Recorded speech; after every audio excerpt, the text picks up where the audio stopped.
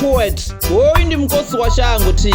asi chikolokolo ndi mbebotsikoni vathu ndi vathu ani divi vathu vathu va lino shango ndi vathu vane vanganifuna namusi vaninyala machelo Ndito Takalela khwatha hanu Livhuwani madaje aonwa maganje vamwe vapembela vamwe varabela vamwe vari muvofololeni munna hoyu ana mulandu Livhuwani madaje vamwe voni hatula ungari vatula vari livhuotuwa ni sathu ima na phanda a khoro ya vulamukanyi ani divi vathu Captain Sabc Livhu ndi Captain Sabc Livhu TWT for you baby the winning team baby if you can beat us you know what to do kwine vari joine Sabc Livhu ndi ramiswaswo duva na duva la vutshilo hawe lidifanela na 1 April full day zwino ni ramiswaswo na swaswa nga khomba nga ulwambiso na wina ndi ane pala ahuna uri ndakotoswaswa zwino oswaswa na banga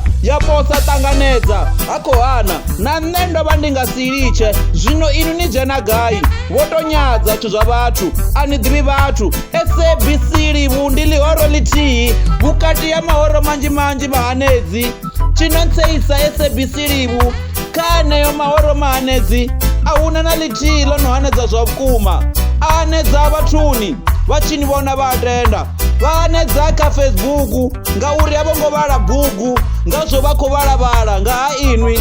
svikani hune vava vangavo vona yeso utotama mukwama uri vafole zwino vonevo vathu voita dzikhuwa vachini vona vayaita dzikhuwa ni chibvelela Livhu ndi dzimwe khukhwana dzisina hoko Ndito Takalela khwatha hanu ngauri vamwe ni ya vadiva fedzi vachisiya na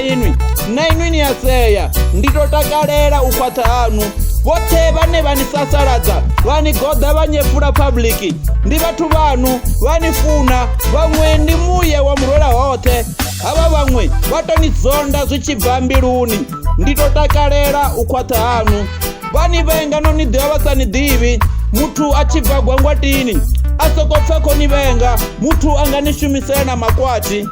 ani ngei ya madodonga ari Livhu this and that muthu angani dodonga mara nondadza mtha ela proceed yonilamulela waiting for the new judge yonilamulela Ndito Takalela khwatha hanu vutshilo hanu wodzumbama mudzimuni zwivuya zwanu nne ndozwivona ni ya humbulana uri novhuya na va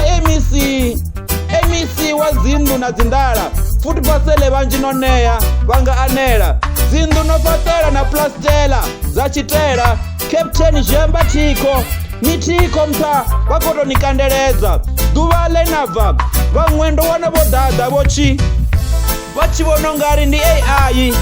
matinasi hezo ngango ni khosi ya chikonele yodzimbwaho chidadamuhali vone vane vaita diva zwakale vaimeleliwa nga vaimeleli vararu vabhalelwa vone vatakuwa thawa ya kunguluwa vada vadyambela vabva Ndito Takalela khwatha hawe Sabc Livhu vamwe vatata ngaini na mavidhani vafuwa thuba vamwe vafunze ngai na kerekeni hasive na mnikelo nne Ndito Takalela khwatha hanu nne ndi abva muyani Sabc Livhu no ulesa mtha